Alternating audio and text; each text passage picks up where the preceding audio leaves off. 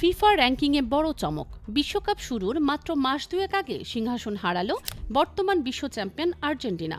মাঠের লড়াইয়ে কি তবে ধার কমছে বিশ্বসেরাদের? ফিফার লেটেস্ট র্যাঙ্কিং আপডেট দেখে ফুটবল বিশ্বের চোখ এখন কপালে। শুধু আর্জেন্টিনাই নয়, চির প্রতিদ্বন্দ্বী ব্রাজিলও নেই ভালো অবস্থানে। কার্লো অ্যানচেলোত্তির শিষ্যদেরও দেখতে হয়েছে অবনমনের মুখ। আর্জেন্টিনা আর ব্রাজিলের মতো পরাশক্তিদের কি তবে সাম্রাজ্য হারানোর ভয় চেপে ধরেছে? বিশ্ব চ্যাম্পিয়ন তকমা কি তবে এখন কেবলই অতীত? ব্রাজিল আর্জেন্টিনার মতো পরাশক্তিই নয়, অবনমন ঘটেছে লাল সবুজের বাংলাদেশেরও। ভিয়েতনাম এবং সিঙ্গাপুরের সঙ্গে হেরে র্যাঙ্কিংয়ে ১৮১ নম্বরে নেমে গেছে জামাল হামজারা। আর্জেন্টিনাকে টপকে কোন দল এখন বিশ্বের সবার সেরা? কেন ফিফা র্যাঙ্কিংয়ে এই বিশাল ওলটপালট? আর কেনই বা ব্রাজিল আর্জেন্টিনাকে টপকে নতুন রাজারা সিংহাসন দখল করছে? সদ্য প্রকাশিত ফিফা ওয়ার্ল্ড র্যাঙ্কিংয়ে সবচেয়ে বড় ধাক্কাটা খেয়েছে বিশ্ব চ্যাম্পিয়ন আর্জেন্টিনা। র্যাঙ্কিংয়ের শীর্ষস্থান তো দূরের কথা, তারা এখন আরও এক ধাপ পিছিয়ে ৩ নম্বরে নেমে গেছে। যদিও সবশেষ ফিফা ফ্রেন্ডলি ম্যাচে মৌরিতানিয়াকে ২-১ গোলে হারিয়েছে লিওনেল মেসিরা, কিন্তু দুর্বল প্রতিপক্ষের বিজয়ে এই জয় তাদের পয়েন্ট টেবিলে কোনো কাজে আসেনি। আর্জেন্টিনাকে টপকে ২-এ উঠে এসেছে কিলিয়ান এমবাপ্পের ফ্রান্স। আর এই উত্থানের পেছনে সবচেয়ে বড় ভূমিকা রেখেছে ব্রাজিলকে ২-১ গোলে হারানোর সেই হাই ভোল্টেজ জয়। তবে সব ঝড়ের মাঝেও নিজেদের শীর্ষস্থান ধরে রেখেছে ইউরো জয়ী স্পেন। শেষ ৫ ম্যাচের ৪টিতে জিতে তারা এখন ফুটবল বিশ্বের অঘোষিত রাজা। এবার আসা যাক ৫ বারের বিশ্ব চ্যাম্পিয়ন ব্রাজিলের দিকে।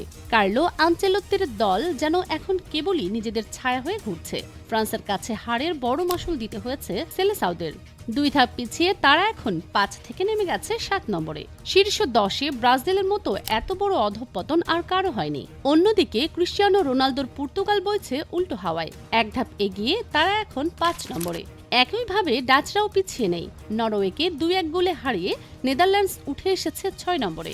র্যাঙ্কিংয়ের এই পালাবদল কি তবে ইঙ্গিত দিচ্ছে যে ব্রাজিল সাম্ভা এখন বিলুপ্তির পথে? ব্রাজিল আর্জেন্টিনার প্রসঙ্গ একপাশে সরিয়ে রেখে এবার নজর দেওয়া যাক আমাদের বাংলাদেশের দিকে। ভিয়েতনামের কাছে প্রীতি ম্যাচে ৩-০ গোলে বিধ্বস্ত হওয়ার মাসুল গুনতে হলো র্যাঙ্কিংয়েও। হামজা চৌধুরী আর জামাল ভুঁইয়াদের বাংলাদেশ এখন এক ধাপ পিছিয়ে ১৮১ নম্বরে। ভিয়েতনাম যেখানে আমাদের হারিয়ে ৫ ধাপ এগিয়ে ১০৩ নম্বরে উঠে গেল, সেখানে আমরা তলানির দিকেই স্লাইড করছি। বাফুফের কর্তারা যতই উন্নয়নের বুলি আওড়াক না কেন, র্যাঙ্কিং কিংবা ফুটবলের দিক থেকে কোনোই উন্নতি করতে পারছে না হ্যাবিয়ার ক্যাবরেরার শিষ্যরা। এশিয়ান ফুটবলে ভিয়েতনাম যদি ১০৩-এ থাকতে পারে, তবে বাংলাদেশ কেন র্যাঙ্কিংয়ের তলানি থেকে ধুঁকছে? এর জবাব কি নেই কারো কাছে? ব্রাজিল আর্জেন্টিনার পাশাপাশি ফিফা র্যাঙ্কিংয়ে আরও কিছু বড় পরিবর্তন দেখা গেছে। র্যাঙ্কিংয়ে ৮ থেকে ১১ পর্যন্ত মরক্কো, বেলজিয়াম, জার্মানি আর ক্রোয়েশিয়া নিজেদের জায়গা ধরে রাখলেও চমক দেখিয়েছে ৪ বারের বিশ্ব চ্যাম্পিয়ন ইতালি।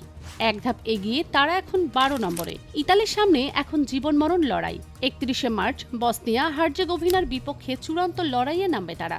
এই ম্যাচ জিতলেই তবেই ২০২৬ যুক্তরাষ্ট্র বিশ্বকাপে খেলার টিকিট নিশ্চিত করতে পারবে ইউরোপের হাই ভোল্টেজ দলটি।